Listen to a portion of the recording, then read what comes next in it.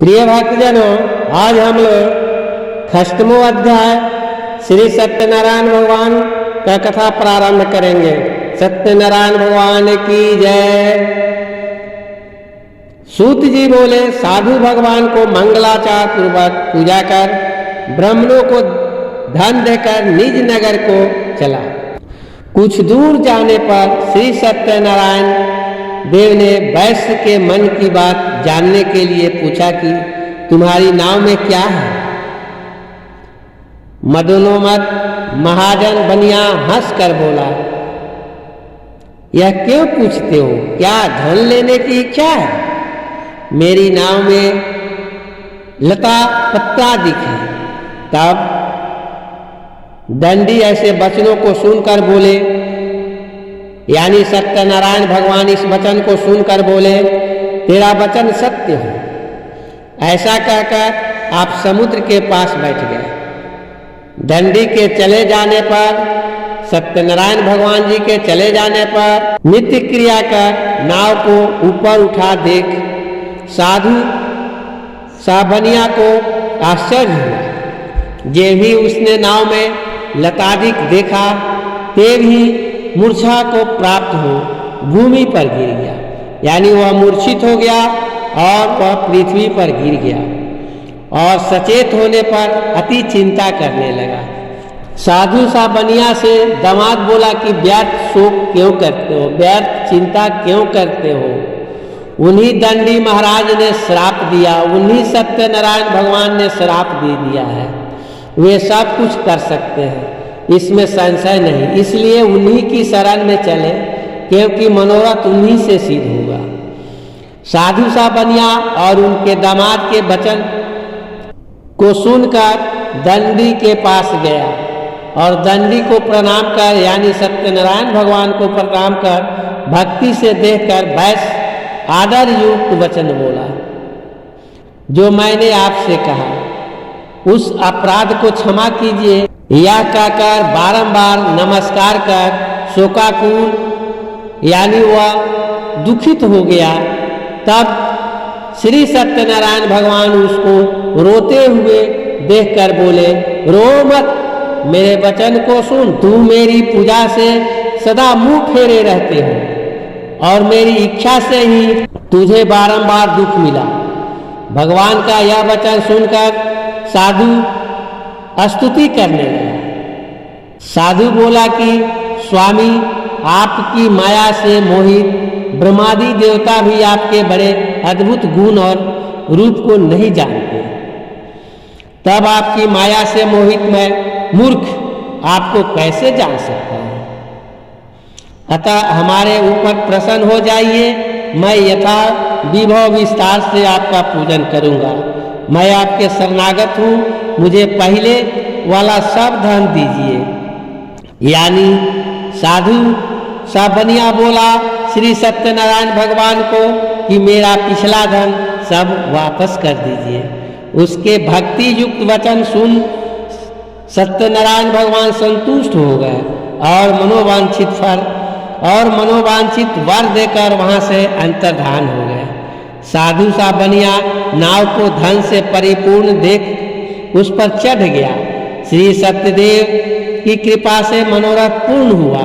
यह बात अपने स्वजनों से कहा। यथा विधि पूजन कर सत्यदेव भगवान की कृपा से बड़ा हर्षित हुआ। नाव को यत्न से सहेज कर अपने देश को चल दिया। अपने नगर में समीप साधु आकर दामाद से कहने लगा कि वह मेरी रत्नपुरी देखो। ऐसा कहकर उसने धन की रक्षा करने वाले दूत को वहां भेजा।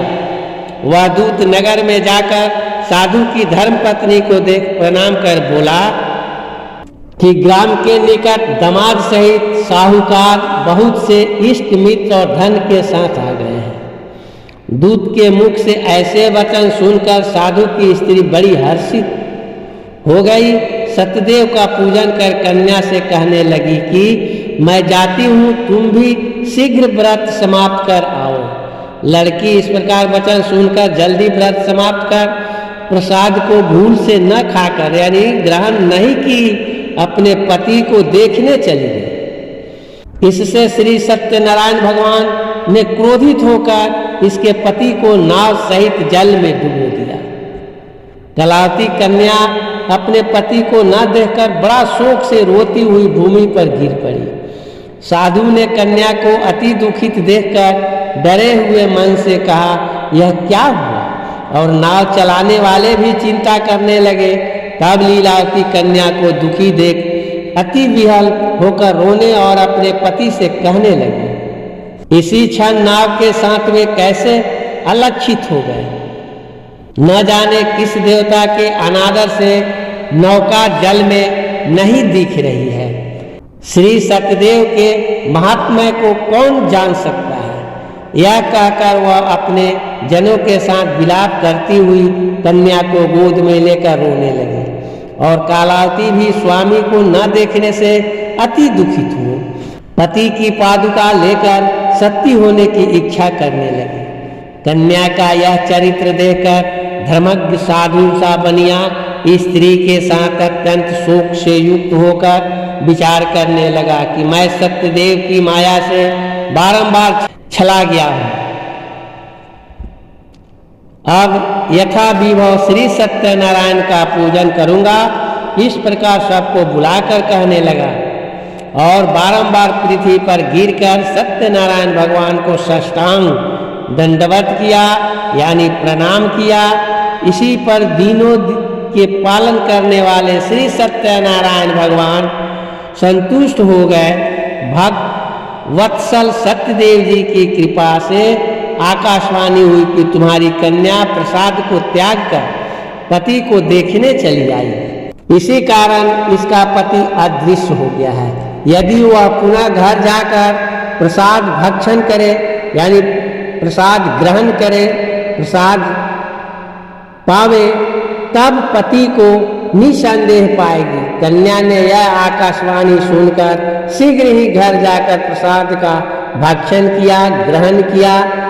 अपने पति को शीघ्र ही घर जाकर प्रसाद को भक्षण कर, ग्रहण कर अपने पति को देखा। तब कलावती संतुष्ट होकर अपने पिता से कहने लगी कि अब शीघ्र ही घर चलिए, विलंब न करिए। कन्या के वचन सुनकर साधु दामाद सहित संतुष्ट होकर धन और बंधुओं के साथ अपने घर को गया। उस दिन से वह हर महीने और संक्रांति पर विधि पूर्वक सत्यदेव भगवान की पूजन करने लगा। इस तरह सुख प्राप्त कर वह अंत में सत्यदेव की लोक चला गया।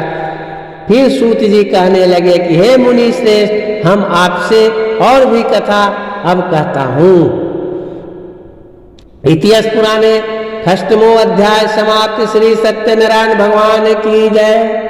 अगर यह वीडियो आप लोगों को पसंद आया हो तो इस चैनल को सब्सक्राइब करें, लाइक करें और सारे लोगों में शेयर करें। और सप्तमो अध्याय दूसरे दिन प्रारंभ किया जाएगा। धन्यवाद।